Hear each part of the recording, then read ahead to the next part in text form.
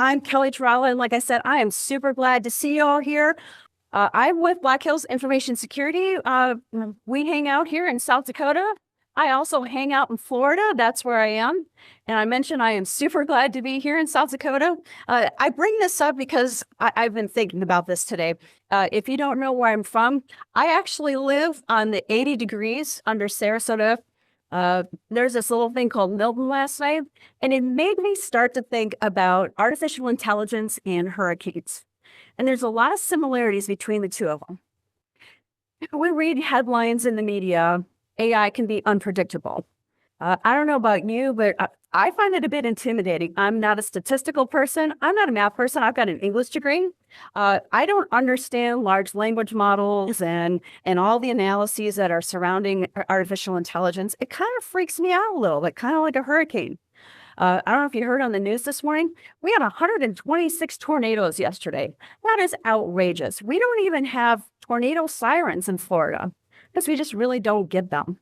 And as I was thinking about this, I drew a parallel this morning that with artificial intelligence and hurricanes, preparation is possible and recommended. And that's what my talk is going to be about today.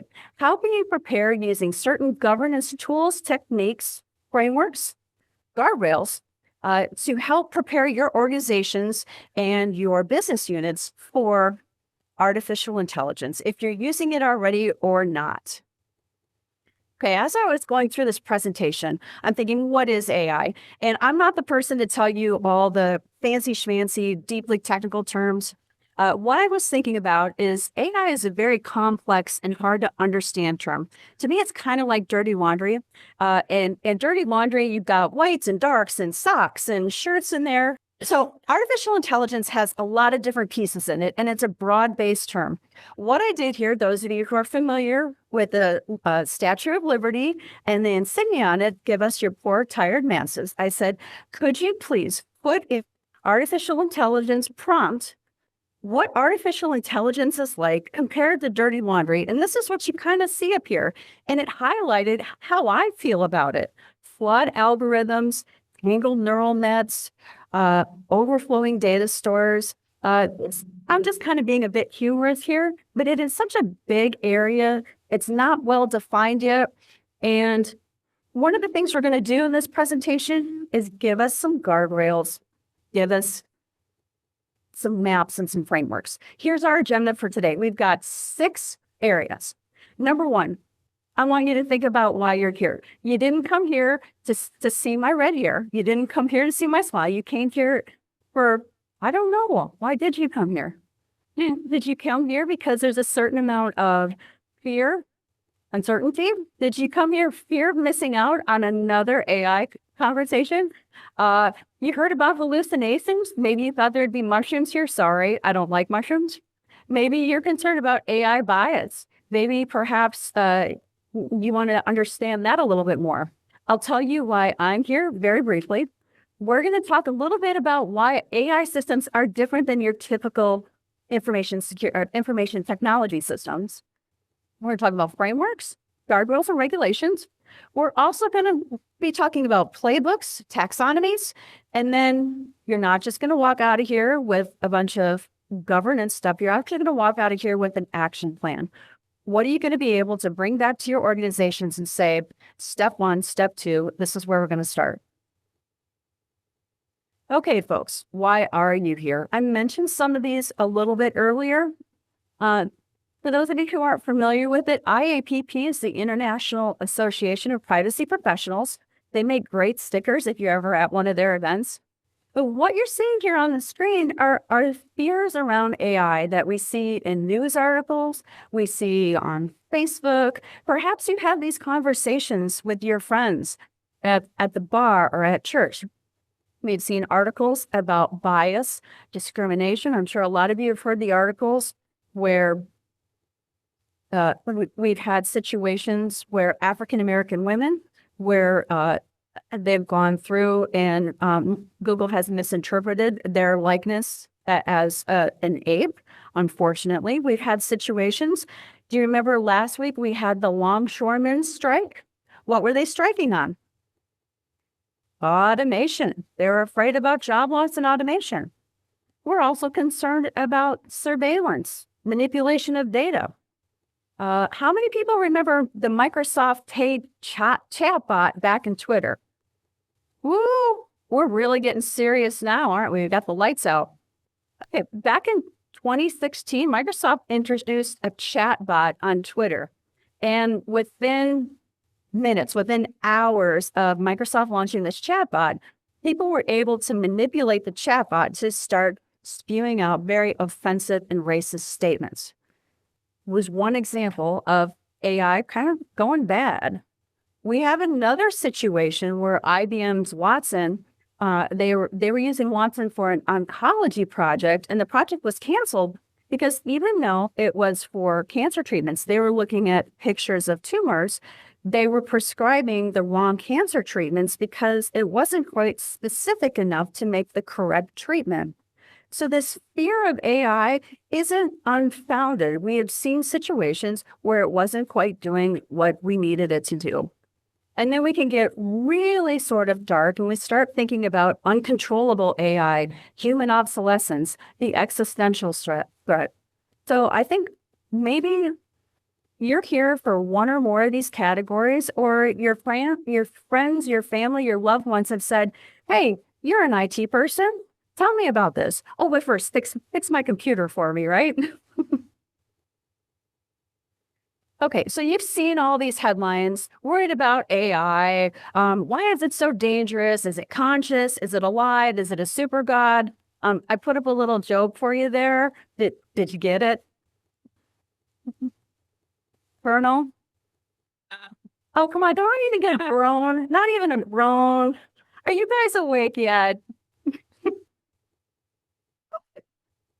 Okay, don't make me ask you to stand up and do some stretches or jumping jacks. I got to make sure you guys are out. Okay, so why am I here? Just very briefly, I'm old, people. I have been doing this a long time. I've been in cybersecurity for a few years. I'm here because I'm interested in AI. I've been doing security for a while. I want to make sure that we're talking about cybersecurity. That's why you're here. That's why all these people are here, because we want to make sure that we're improving security each and every day. Also, I like to talk about risk. I'm from Florida. I kind of know something about risk. I want to make sure that we're talking correctly or understandably about risk when we're talking about AI. I don't want to be Chicken Littles and saying the sky is falling, the sky is falling. Let's talk about AI in terms of definable terms, things that people can understand, that the business units can understand. Also, I'm very concerned about privacy. Earlier this week, I was in Michelle Kahn's OSINT class. OSINT is Open Source Intelligence. If you're not familiar with it, fabulous class. If you haven't had a chance to take it yet, I'm very concerned about privacy.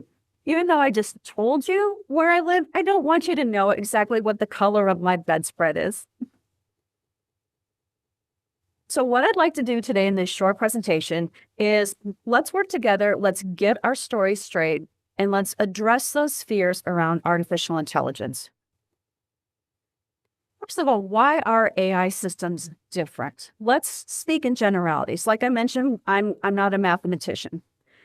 AI systems can be trained on data, which over time can drastically change unexpectedly. Imagine if you've trained a car, self-driving car, and it's in Florida right now, and half of the streets in your town are flooded, and the car doesn't know about it. And there's hazards, there's flooding, perhaps there's a down power line. Sometimes we're working with data that isn't accurate, has changed. One of the things we forget sometimes is if the data we're working with has changed, did it change the trustworthiness of the functionality of the system we're working with? Well, if the roads aren't what the roads are, the car isn't exactly the most functional vehicle. Maybe we should have a bike. Maybe we should walk. Maybe we should just stay out of that area altogether. I have in here, sometimes these systems are so complex, they're difficult to patch. How many of you patch your systems at your organization? Does it go perfectly each and every time? No, never. Can you imagine trying to patch an AI system where you've got this system influencing that system? How do you know when there's a failure, where the failure occurred? And then the last one, AI systems are socio-technical. Now, some of you are a little older. This is a reference to Reese's peanut butter cups.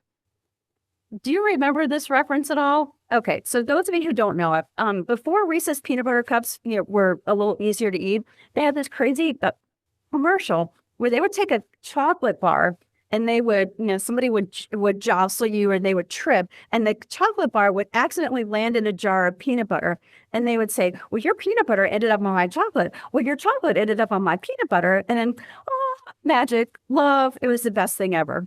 So that was sort of Reese's commercial. That's kind of how these AI systems are. The technology is married to the human element. These systems were created to work for humans, with humans, by humans. And remember, because they're working with humans, they are designed for a very specific purpose, very specific goals. They're also designed to work within very specific cultural and organizational contexts. So we can't talk about just the technology. We can't talk about just the bits and bytes. We've got to talk about the humans who designed them and how they impact those humans as well. Did you know that the founders of AI won the physics Nobel Prize this week? Did you guys see this? This is a crazy story. You might be wondering why I brought this up, because it's a crazy story. So Hinton, who was working at Google, was awarded the physics Nobel Prize after he left Google warning on the dangers of AI. So this is something, why do I bring this up? This is something we can't necessarily ignore. And other people are saying this is crazy. The hardcore scientists are saying, really, you gave the physics prize to the AI guys. The reason why, it was because of the artificial neuron networks. But the fact that artificial intelligence is so ubiquitous in society, and these folks have been recognized for the prize, I think it's kind of cool. We don't even think about it anymore. 20, 30 years, these gentlemen have been working on image recognition. They've been working on pattern completion and the automation of daily tasks, things we take for granted now. Okay, let's get down to the good stuff. You came for governance, didn't you? Because governance is sexy. Okay, what is governance? It's a hard word to describe, isn't it? But let's talk about AI governance. I really like the word guardrails because that puts up an image in our mind, especially when we're driving on these crazy mountain roads.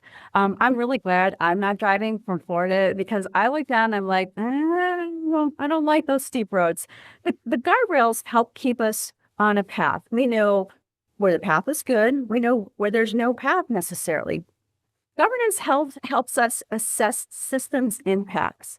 For example, if one of the things we're learning in the hurricane is when our city gets flooded, our water systems don't work. So last night they preemptively turned off all of our water and sewer systems because they were afraid that they were going to be damaged with the hurricane. So governance allows us to understand the impact of a system, how important it is. Helps us establish risk management protocols, manages risks and harms. Some people will ask me, what's the difference between a risk and a harm? Basically, a risk is the bad thing that could happen. A harm is the bad thing that did happen. Governance helps us to address confusion and bias.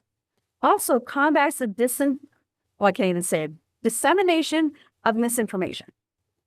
Protects privacy rights, integrates data protection. I don't know how you feel, but those things up there are really important to me, my family, and the business I work for, and my customers as well.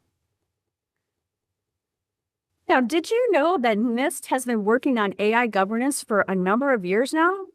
Of course you do. You guys are the governance folks. Now, we should go talk to the pen testers. Now, if you haven't made any additional pen tester friends while you're here, please go talk to them. I know they could be a bit introverted, but really, go make more friends with them. There is an AI life cycle. And sometimes I talk with people and they're like, well, this AI thing, it just came out of nowhere. Smart people have been thinking about this for a long time. You don't have to be able to read all of this. I just want to point out, we do have a life cycle. You can find it up on NIST's website. We've got application context, talking about the type of data going in, the quality of the data. You can look at what AI model you're going to be putting it in, task output, all kinds of good stuff. Let's talk a little bit about additional AI governance frameworks. We have the United States Executive Order. How many people knew about this? This is not a political question. This is just I'm hoping to understand, hoping to know that people know about this. Oh, I got a little typo up there. How many people are familiar with the EU AI Act? That one's kind of a beast. We also have a UNESCO recommendations on the ethics of artificial intelligence. I don't expect you to memorize all these. I want you to know that there are different frameworks out there. Even though the United States doesn't necessarily have regulations or legislation around artificial intelligence yet, we do have an executive order, and it's pretty exciting to read. It addresses safety and welfare. It addresses healthcare. It addresses well-being. It's a big document. You can skim it by the headlines, but I'm pretty impressed at the approach we've taken addressing it. Other governance commonalities. I mentioned the frameworks before. These are big words up there. Transparency, fairness, human-centered values, accountability, robustness, safety, security. I'm guessing these values are important to you as well. These are things we kind of take for granted.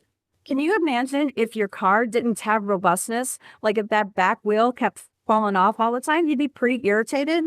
You'd be going to the auto manufacturer. Do you remember a guy by the name of Ralph Nader back in the 70s? We used to have the gas tank in the back, the old Pinto would blow up. So through the use of governance and legislation, we've been able to build these things that we take for granted: robustness, safety, security. Why wouldn't we have these things in our artificial intelligence as we move forward? Took us a long time to get them in our IT systems, didn't it? Okay, so I like to put brain breaks in my slides. First of all, to see if you guys are paying attention, and make sure that your eyes are open up here. Okay. Okay. How many of you had to read it twice? 3 times? Okay, good. You're a sharp group this morning. This is exciting. Okay, let's talk about AI risk management. Any of you do risk management as part of your daily job? Excellent. How many people don't tell other people that you're in risk management? Out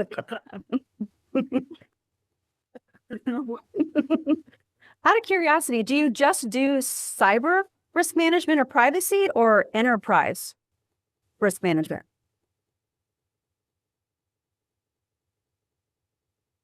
Okay, awesome. Before you walked in here today, did you know that there were AI risk management frameworks out there? Oh, you're a smart group. I'm glad to hear that. Well, let me touch on them briefly. The NIST AI Risk Management Framework is a pretty cool document. How many people use the cybersecurity framework or the privacy framework? Excellent. Well, say what you will. I know John gets a bit hot under the collar sometimes about the password guidelines from this, but if you're using the cybersecurity framework or the privacy framework, they're beautiful documents. You've got manage, monitor, govern. The artificial intelligence risk management framework follows along that same framework, using those same terms. Do you remember the profiles we had under the cybersecurity framework? We have profiles as well under the risk management framework. It's a long read. It's a complex read. I suggest taking it in small bites. A lot of it will feel familiar if you're familiar with the CSF or the privacy framework. There's also a risk management playbook. I'll talk about that in a few seconds. I found Appendix D especially helpful. Here, let me pull up the next slide. If you haven't seen this yet, there's govern right in the middle. We've got map, measure, and manage. Very similar to the other frameworks. I bring this up because a lot of organizations will say, well, how do I implement something like this? It's like building it up from the ground up. It's not. It's, to me, you can very easily put it into your existing frameworks or start having the conversation. If people say, look, we don't have the budget to govern AI, or I don't want to hire more people, I think you've got a compelling case to say, listen, a lot of the heavy lifting has been done already under our governance with privacy and security. All we have to do is sort of move the puzzle pieces around a little bit more, ask some additional questions, but we already have an existing governance structure in place. And NIST has already kind of put those two together for us. Is anybody using the AI playbook already? This is another really good document. It's much more detailed. Again, it's got the map, manage, govern, and measure. It goes through, it actually shows us examples. It's a long form table. And it will go through and explain how to ask particular questions. So if you get in a situation and you're looking at implementing a particular system in a particular scenario, let's say it's call answering in your call center or call forwarding, or you're trying to automate your help desk a little bit, you can go in there and you say, well, how do I address this particular question about the privacy of a consumer's personal information? If you go through the playbook, you can actually find an answer to that particular question.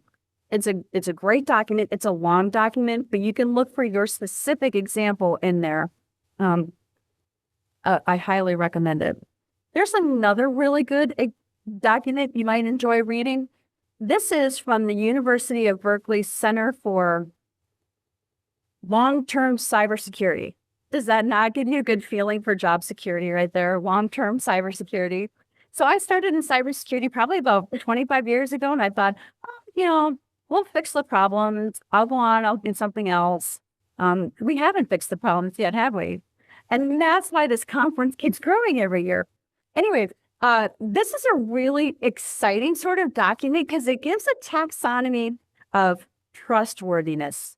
And trustworthiness is kind of a hard word to describe, but they've taken a stab at it with words that are more easily measurable: valid and reliable, safe, secure and resilient, responsible practice and use. And I got to pause myself for a second here. I'm throwing a lot of resources at you purposely. This is kind of like, do we have some readers in here? Do you like buy a bunch of books and then stack them by the side of your bed or by your desk? And you're like, yeah, I might eventually read that.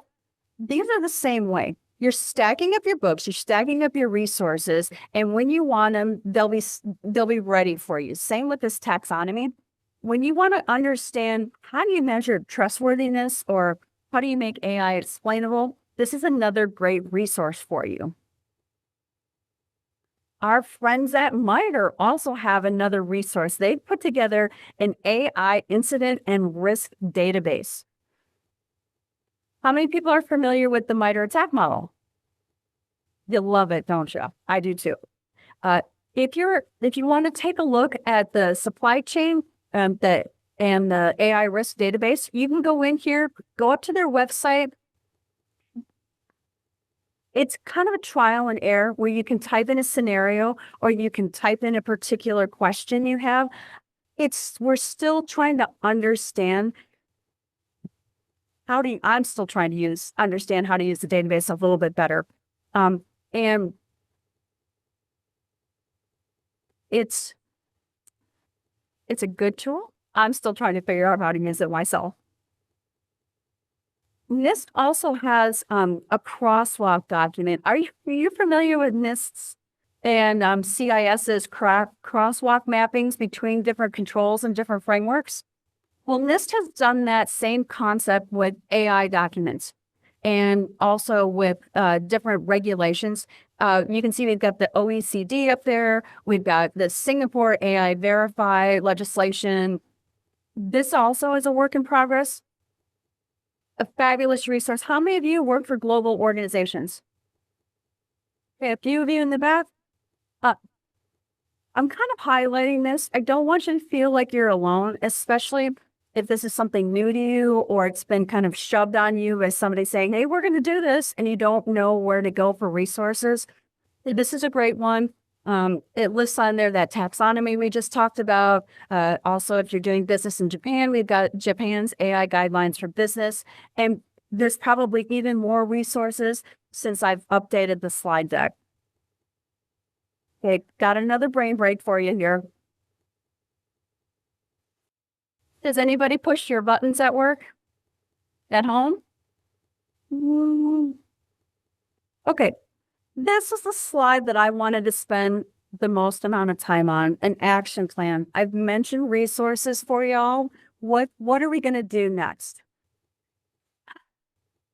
How many of you have an AI working group at your organization already? I see a few hands up. We have an AI working group at Black Hills. Let me tell you what we do. Sometimes we've got people who are working on little side projects. They're either personal hobby projects or they're business projects. And they'll come in and they'll say, hey, I learned this. I thought I would share it with the group. We've got somebody who is working on trying to perfect writing findings for penetration reports in Copilot. We have another person who's a data scientist, and he said, listen, I'm trying to understand how this works. One of the things we sort of, I'll kind of open the kimono a little bit here. We've been working on a draft AI policy internally, and it has been like pulling teeth. The reason why, because it's a hard conversation to have. How many people write policies for their organization? Few of you? So you know what it feels like to pull teeth and to get consensus. The reason why it was hard, it wasn't that people didn't want a policy, they just didn't know how they wanted to communicate it. So the more technical folks didn't want their technical options limited. They wanted to be able to try tools, to play with them, especially the pen testers.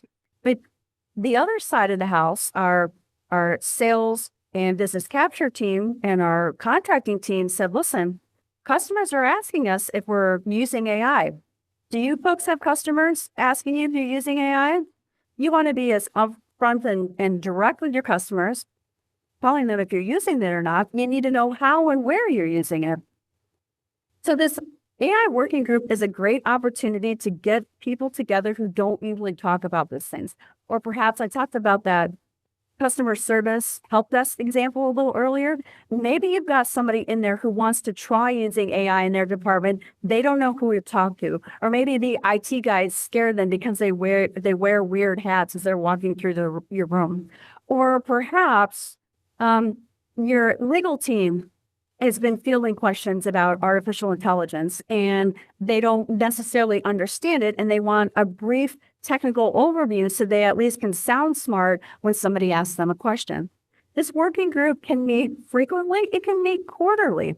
How many of you all have a governance group that meets? Oh, I'm glad to see that. Steering committee, governance group, leadership group. Did they talk?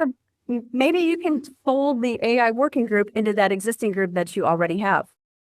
Also, define a geographic scope. If you're working for a global organization, if you've got entities, perhaps in Japan, we talked about before, we talked about Singapore, we talked about Europe, European Union, draft an AI acceptable use policy. Me and the mic are not getting along today.